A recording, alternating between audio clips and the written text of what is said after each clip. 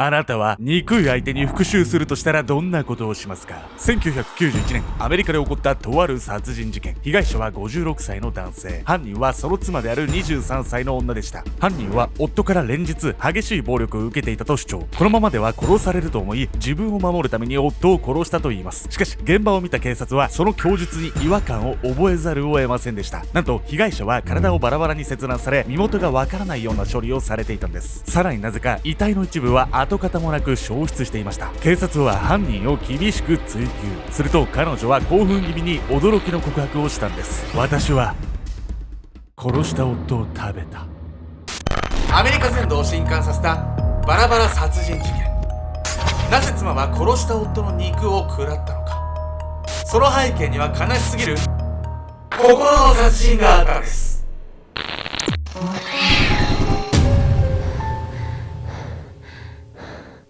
おそす、グランピングしたいケンちゃんです。憎い相手は背負い投げ。やみやみこです。本日ご紹介するのは、夫を殺害してバラバラにした女、オマイマ・ネルソンなんです。しかもこれですね、新婚1ヶ月目の出来事なんですよ。どういうことって感じなんですけど、幸せの絶頂じゃないそんなの。でもね、メトラの皆さんもね、好きな人がね、あるきっかけでね、憎い存在に変わってしまうこともあると思うんですけど、ただバラバラにはしないですよね。というわけで、この不可解な殺人事件、一体なぜ起こってしまったのか、早速見ていきたいと思います。夫をバラバラにした妻。遡ること30年ほど前の1991年、アメリカカリフォルニア州に暮らしていた一人の男性は、誰かが玄関を激しく叩く音に気がつきました。ドアを開けてみると、そこには泣きながら立っている女性の姿が。彼はこの女性に見覚えがあったんです。彼女の名前はオマイマ。抜群のスタイルと美貌を持つ彼女は、地元のバーやクラブではちょっとした有名人。この男性も何度か2人でお酒を飲んだことがある顔見知りだったんです。しかし、なぜそんなオマイマが突然自宅に現れたのか。夫が困惑していると、彼女は泣きながら話します。夫に無理やり行為をされたの。見ると彼女の体には無数の傷がついていました。夫にナイフを使って脅されたというんです。なるほど。めちゃくちゃ慌てて知り合いのとこまで逃げてきたってこと、これだけ見るともう彼女がかわいそうに聞こえるけど、今この男性もね、そう思ってね、最初オマイマに同情的だったんですけど、だんだん不信感を抱き始めるんです。泣いているオマイマは男性に、あなたを信じて大丈夫という意味不明な質問を繰り返します。男性がどういうことかと問いただすと、彼女はこう打ち明けたんです。実は私、夫を殺してしまったの。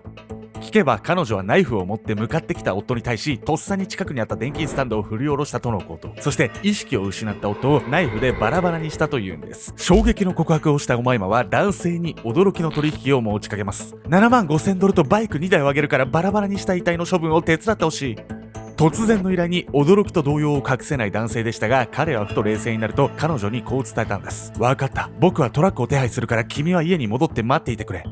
そうしてオマイマを家に返した男性はトラックを手配したのではなく、すぐに警察に通報したんです。いやいや、共犯になるのかと思ったけど、この人頭いいわね。そうっすね、もううちの会社に欲しいっすよ。仕事できるタイプですよね、完全に。犯人を刺激せず、かつその自分が狙い通りの通報まで行くっていうね、そのプロセスが見えて、かつ相手を傷つけないと。もうね、できた人間ですよ。キングダムで言うとね、李牧です。さてね、そんな彼の通報を受けた警察はすぐさまオマイマの家に向かうんです。警察は自宅の前で車に乗るオマイマを発見。話を聞くため近づくと、助手席にゴミ袋が置いてあることに気がつきました。よく見るとその中には人間の内臓らしきものが。怖っ。警察はオマイマを重要参考人として連行し、同時に彼女の自宅の家宅捜索を開始。自宅に入ると、そこには段ボールがあちらこちらに置きっぱなしにされているような雑然とした空間。寝室のドアを開けると、そこは一面血の海。ベッドは四隅の支柱がバキバキに折れ、マットレスは血で真っ赤に染まっていました。バスルームも同じく血まみれ。怖えな。さらにその上には人間の胴体部分と見られるものがハンガーにかかってゆらゆらと揺れていたんです。もう無理。次々と現れる地獄のような光景。警察といえども目を覆いたくなるような状況だったんですが、彼らをさらに驚かせたのはキッチンだったんです。揚げ物をするフライヤーの中には七面鳥の肉と一緒に、なんと人間の手が2つ。冷蔵庫からは調理後にアルミホイルにくるまれた人間の頭部が発見されたんです。めちゃくちゃやばいやつじゃないの。もうやばい。もう人間がすることじゃないこれ。俺もバラバラにするまでならさ、まだちょっと捨てるためとかって理由あるけどさ、あげるってどういうことなの？何の意味があるの？もう食べたかったのか分かんない。もう本当に分かんない。ですがね、警察はね、入念なね、現場調査、そしてね、オマイマに対する取り調べを行ったんです。そしてその結果、浮かび上がってきた真実はとんでもないものだったんです。衝撃の真相。司法解剖の結果、殺害された夫の死因は頭部を鈍器で殴られたことだと分かりました。さらに足首にはきつく縛られたような形跡も発見。これらの証拠から警察はオマイマが夫の手足をベッドの支柱に縛り付け、繰り返し鈍器で殴って殺害したと推測。また彼女の体にあった無数の傷は夫がつけたものではなく、遺体をバラバラにしている時に自分でつけた傷であることも判明するんです。こうしてオマイマは正当防衛で夫を殺したのではなく、明確な殺意を持って殺害したことが明らかになってきたんです。監察員によれば、フライヤーで挙げられた手と頭部は指紋や顔を焼くことで判別できないようにしたのではないかとのこと。あまりに冷静なオマイマの証拠隠滅に警察関係者も背筋が凍ったといいます。証拠隠滅のためとはいえね、普段使ってるキッチンで夫あげるなんてできる？吐き気するわよ本当に。誰もできないと思う普通。まあね、司法解剖の結果ね、いろんなことが分かってきたんですが、実はね、もう一つね、意外な真実がオマイマの口から出てきたんです。警察の取り調べ中、オマイマの供述は二転三転していました。ある時はまるで夫が生きてるかのように話したり、またある時は悪魔の子に命じられて夫をバラバラにしたと話すなど、その内容は全くもって意味不明。一部では彼女が心神喪失を装うためにわざと不可解な言動を繰り返しているのではないかという声も上がりました。しかしそんな中、オマイマは精神分析員に対してある衝撃の告白を行うんです。それは、私は夫を食べた。話によれば、彼女は血の色を連想させるような真っ赤なハイヒール、帽子、口紅で自身を美しく着飾り、その姿で夫を処理し食べたというんです。あまりの美味しさにほっぺたが落ちそうだったわと興奮して語るオマイマ。怖っ。不可解な供述を繰り返していただけに、もちろんこの供述も嘘である可能性も疑われたんです。しかし実は夫の遺体を回収した時、なぜか45キロ分もの遺体の一部が行方不明になっていました。その多くはオマイマの家の生ゴミ処理機で処理されたと見られていたんですが、それにしても全ての量を処理するのは難しいと警察は見ていました。そこに出てきた夫を食べたというオマイマの供述、彼女が行方不明になった部分を食べていたと考えれば、辻褄がぴったり合うんです。聞いてるだけで吐き気すんだけどさ、人の肉、食べようと思う？普通。いや、思わない。まあこれね、いわゆるカニバリズムってやつなんですけど、というわけでね、本日のメトラキーワード。人が人を食べるカニバリズム。古代では宗教儀礼や薬として人間を食べる習慣があったというんですが、現代では倫理的に人間が犯してはならない絶対的タブーとなっています。しかし今でもカニバリズムを行う犯罪者は後を絶ちません。ある研究論文によれば、カニバリズムを行う人間の多くは複雑な幼少期を過ごしており、精神的、肉体的、そして性的な虐待を受けたことがあるというんです。幼い頃に苦しみを味わった経験から、他人にも同じ苦しみを与えてよいと考えてしまい、それがカニバリズムという行為につながるというんです。つながんねえだろ普通。悲しい連鎖ねこれはね。カニバリズムは人類最大のタブーと言われながらも、多くの小説や映画の題材になっています。人間の根源的欲求である食と社会的倫理観の狭間で揺れる人間の心理というものは、多くの人を引きつけるものがあるのかもしれません。そんなね、オマイマ、なんでこんなことになったのか。一説にはね、そのオマイマの抱えている悲しい過去に起因すると言われています。で、ここからね、オマイマが一体どんな人生を送ってきたのか。そこには彼女を悪魔に変えた悲しい過去があったんです。心を殺された過去。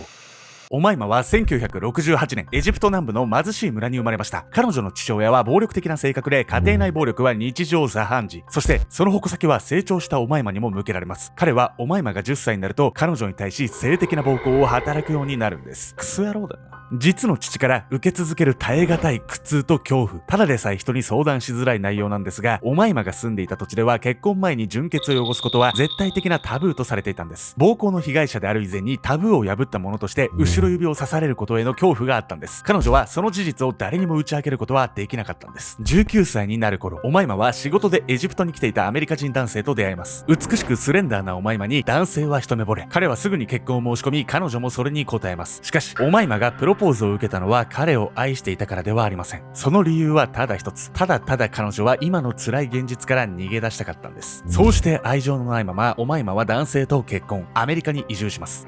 ちょっとアルゴメトリーよくこういう父親出てくるけどさ、何回見ても本当にクズね。言葉選ばずに言うけど、ありえない。この性暴力っていうのはね、心の殺人とも言われるぐらい、やっぱ被害者の方からしたら、もう絶対に忘れることができないものなんですよね。でもアメリカに行ってね、少しでも幸せな生活を送れたらよかったのになって思うけどね。でもやっぱね、男性見るたびにね、思い出すと思うんですよ。だから結局ね、オマイマはね、その後の人生もやっぱりうまくいかなかったんです。結婚してアメリカに渡ったおまいまだったんですが、その生活は長くは続かずすぐに破綻。英語が話せないおまいまはハウスキーパーやヌードモデルなどの仕事を探すんですが、どれも稼げるほどの仕事はありません。どんどん困窮する生活。追い込まれた彼女はついに犯罪に手を染めていきます。おまいまは自分の体目当ての男性の家に住み着き、売春を繰り返しお金を稼ぎました。しばらくして見切りをつけると、相手が留守の間に家中の金目のものを盗み、忽然と姿を消すんです。彼女はそんな生活を繰り返すことでなんとか食いつないでいきます。しかしそんな中で彼女はね、2度目の結婚を果たすんです。それが今回の被害者になってしまった夫ビルだったんです。コンピューター関連の仕事で成功し、多くの土地を所有していたビル。56歳の彼は23歳のおまいまとは親子ほどの年の差があったんですが、彼女を一目で気に入りプロポーズ。おまいまも彼の羽振りの良さや人柄を気に入り、それを受け入れました。結婚当初は周囲も認める仲良し夫婦だったおまいまとビル。彼女にもやっと穏やかな日々が訪れたかのように見えたんですが、それはすぐに崩壊するんです。なんと結婚後ビルが豹変。おまいまに対して身体的暴力や性的暴力を振るうようになったんです。苦しむ彼女がビルに重ねたのはかつての父親の姿。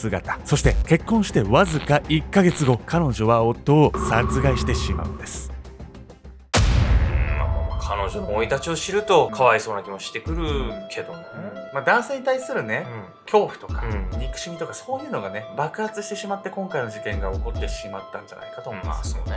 さて、ここからはね、再び時を進めてね、逮捕後のおまいまが一体どんな状況になってしまったのか。悲しい過去があったとはいえ、このようなね、凄惨な犯行をね、許すわけにはいきません。ですが、彼女は全く反省していなかったんです。